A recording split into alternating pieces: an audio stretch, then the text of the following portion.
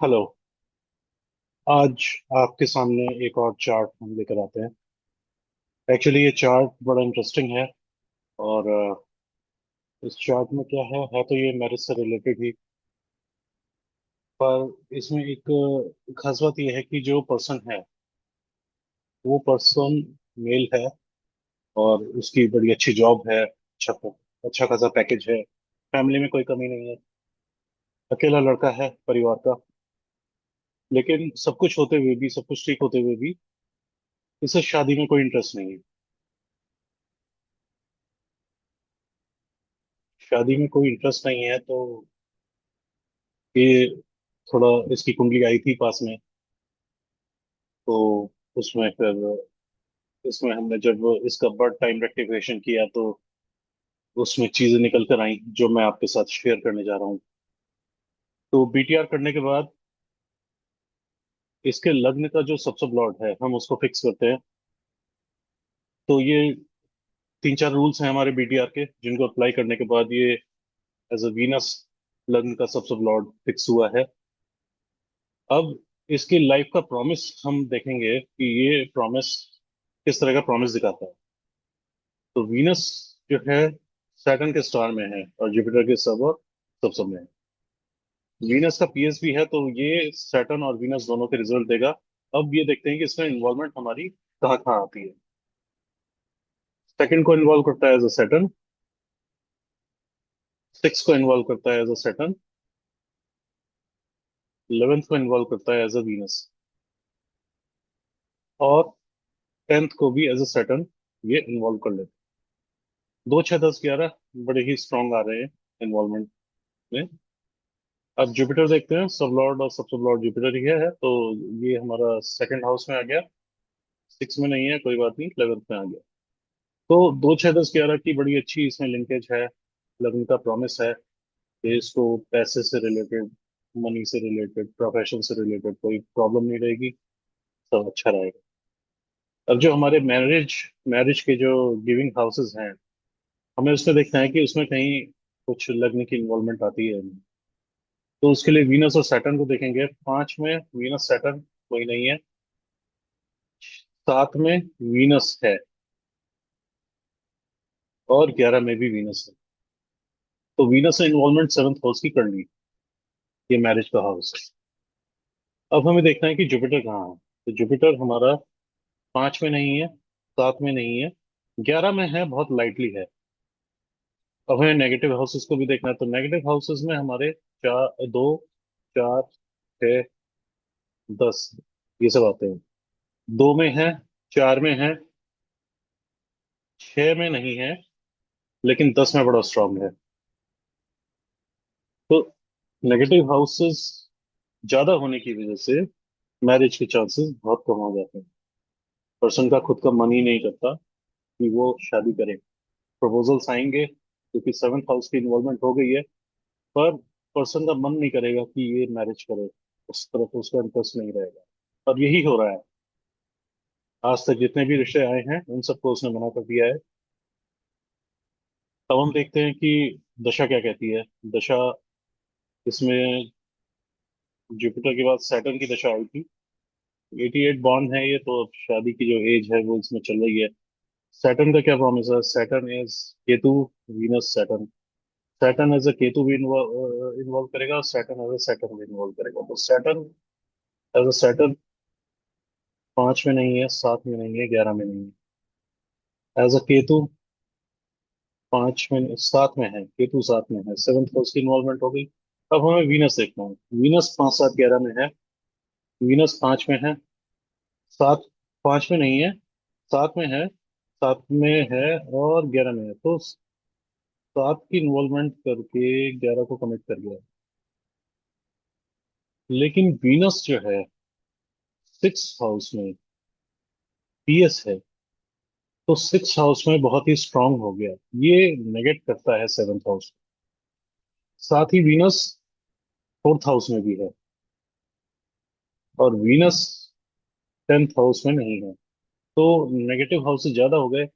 अब इस केस में सब सब लॉर्ड पर हमें छोड़ना पड़ेगा कि सब सब लॉर्ड हमें क्या कहते हैं। सब सब लॉर्ड सैटर्न है। सैटर्न का पीएस 10th हाउस में है, यानी 10th हाउस मैरिज का नेगेटिव हाउस है। सैटर्न 6th हाउस में है, नेगेटिव हाउस में है 10th हाउस में। तो 6 में है, 10 में है, सेकंड में है, 4 में नहीं है। क्या सैटर्न किसी पॉजिटिव हाउस में है? सैटर्न 5 में नहीं है, 7 में नहीं है, और 11 में भी नहीं है। तो इसलिए हम कह सकते हैं कि ये दशा कैपेबल नहीं है शादी देने के लिए। बातें चलेंगी, लेकिन मना हो जाएगी एंड टाइम पर आकर, क्योंकि अड़चन बहुत है। सब सब लॉर्ड सपोर्ट नहीं कर रहा। अगर अब हम आगे की दशा, मरकरी की दशा देखें, हमारा लग्न के सब सब लॉर्ड का प्रॉमिस वैसे ही वीक है, लेकिन हमें दशा ऐसी देखनी होगी जो बिल्कुल क्लियर कट इसको मैरिज के लिए प्रेरित करेगी। तो वो हम देखते हैं, मरकरी की दशा आती है, Mercury as a Mars Rahu Venus. तो मरकरी का पीएस है, तो मरकरी 5 में है, मरकरी और राहु भी 5 में है, तो इन्वॉल्वमेंट हो गई है। मरकरी को ही, मरकरी और मार्स को देखना है, तो मार्स हमारा 7th में आ गया, मरकरी हमारा 5 में आ गया, तो ये इन्वॉल्वमेंट हो गई। अब राहु हमें देखना है, राहु का, राहु 5 में है। राहु 5 में तो है, लेकिन राहु 4 में भी है, राहु 10 में भी है। यहाँ नेगेटिव हाउसेस ज्यादा आ गए। अब सब लॉर्ड वीनस देखते हैं, वीनस 6 में पीएस है, वीनस 7 में है, वीनस 11 में। तो ये मरकरी की जो दशा है ये थोड़ी पावरफुल है मैरिज देने के लिए, हो सकता है मन बन जाए, लेकिन हमें भुक्ति ऐसी देखनी पड़ेगी जो भुक्ति क्लियर कट मैरिज को दे रही हो। उसमें तो हम कह सकते हैं कि बात बन सकती है, लेकिन फिर भी वीक ही कहा जाएगा, क्योंकि लग्न का प्रॉमिस वीक। तो सैटर्न की दशा में तो ये बात बनती लग नहीं रही है। तो मरकरी की दशा में लेट्स सी क्या हो सकता है। हमारे रूलिंग प्लेनेट ये सब आए हैं, तो इन रूलिंग प्लैनेट्स में से ही देखना होगा कि कौन सा रूलिंग प्लैनेट हमें शादी की लिंकेज अच्छी देता है। तो इन सबको देखने के बाद ही, मतलब ये सभी प्लैनेट मिला जुला रिजल्ट दे रहे हैं, तो एज भी उस समय बढ़ जाएगी इसकी, तो चांसेस कम ही हैं। पर सैटर्न की दशा में कोई चांस नहीं। तो अब हम इसको थोड़ा भृगुनंदी नाड़ी के हिसाब से भी हम थोड़ा चेक करेंगे। भृगुनंदी नाड़ी के हिसाब से मैरिज का प्लेनेट वीनस है, शुक्र को हम मैरिज का कारक बोलते हैं। ये चंद्रमा की राशि में है। चंद्रमा को शुक्र शत्रु मानता है। ये और बात है कि शुक्र और चंद्रमा में एक्सचेंज है। कहा यह जाता है कि एक्सचेंज होने पर दोष खत्म हो जाता है, लेकिन परेशानी तो रहती है।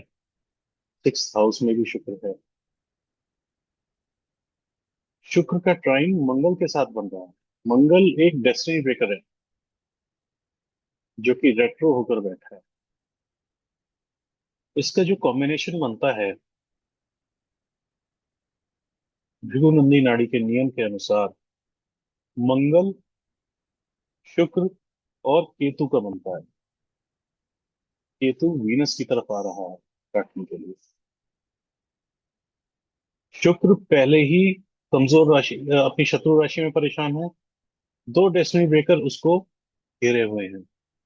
तो यहाँ पर भृगुनंदी नाड़ी के हिसाब से भी शुक्र अच्छी स्थिति में नहीं है। अब इसका डायरेक्शनल चार्ट बना के देखते हैं, तो डायरेक्शनल चार्ट में हम देखेंगे।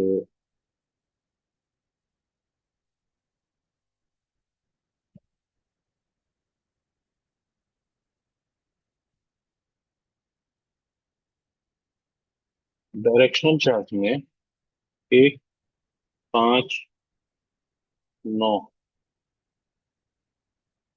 दो, छः, 10, चार, 8, 12, 3, 7, 11। इस तरह से हमारा डायरेक्शन चार्ट होता है। तो इसमें हमारे सैटर्न, केतु, सन,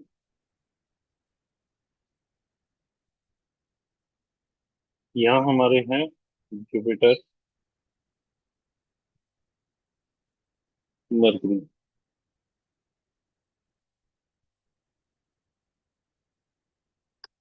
यहाँ पर है मून, राहु। और यहाँ पर है मार्स, वीनस। तो इस तरह से ये डायरेक्शनल चार्ट है हमारा। जातक जुपिटर है, जातक के पास दिमाग है, शिक्षा अच्छी मिली है उसे। बुध 6 नंबर राशि में है, तो बुद्धिमान है जातक काफी। अच्छी शिक्षा मिली है। पिता के पास काम रहा है। पिता पिता इस तरह से ये चक्र चलता है।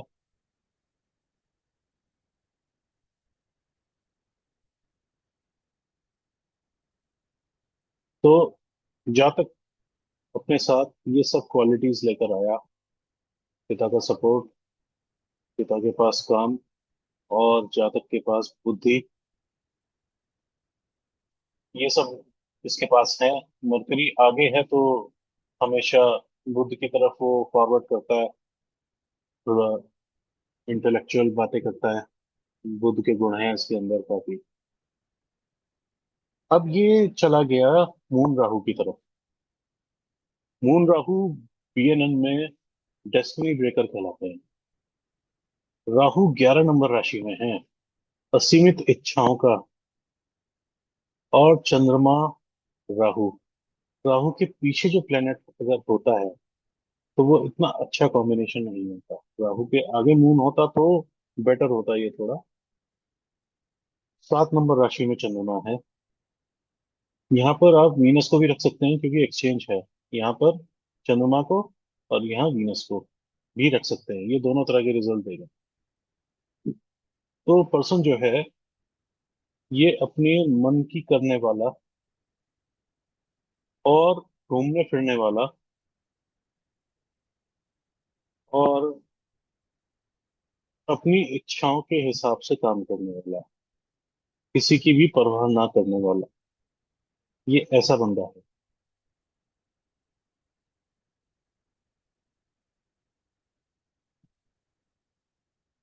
तो ये सारे जो बीएनएन का जो ये फ्लो चार्ट है, ये जो डायरेक्शनल चार्ट है, ये इसकी लाइफ के साथ मैच कर रहा है।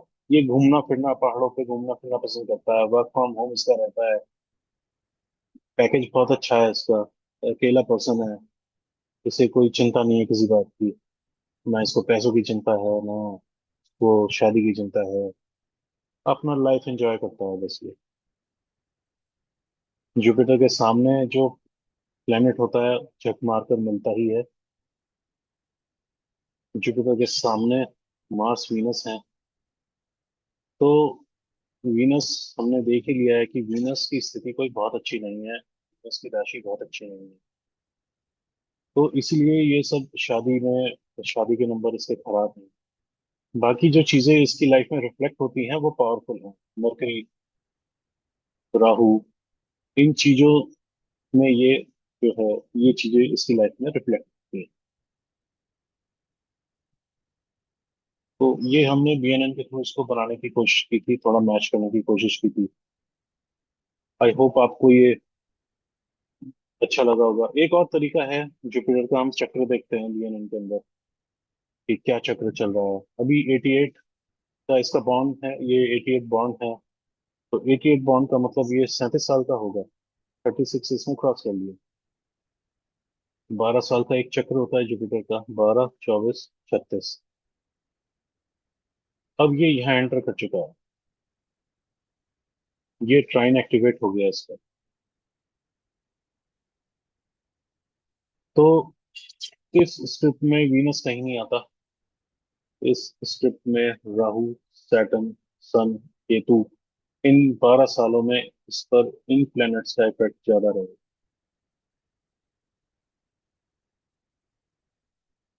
तो इसकी और भी कैलकुलेशन होती है, पर ईयर के हिसाब से भी होती है, पर मंथ के हिसाब से भी हम ले सकते हैं। काफी कैलकुलेशंस होती है। पर्पस ये है इसको बताने का कि हम दोनों तरह से टैली करते हैं चीजों को। दसफल सबलॉट के हिसाब से भी, सब सबलॉट के हिसाब से भी, और वीएनएन के हिसाब से भी। बहुत सी विद्याएं हैं ज्योतिष की। सभी अगर सही से अप्लाई किया जाए तो सभी एक दूसरे से टैली करती हैं। तो आई होप ये आपको अच्छा लगा होगा। आपके सजेशंस आप कमेंट बॉक्स में दे सकते हैं, दे सकते हैं। Thank you very much.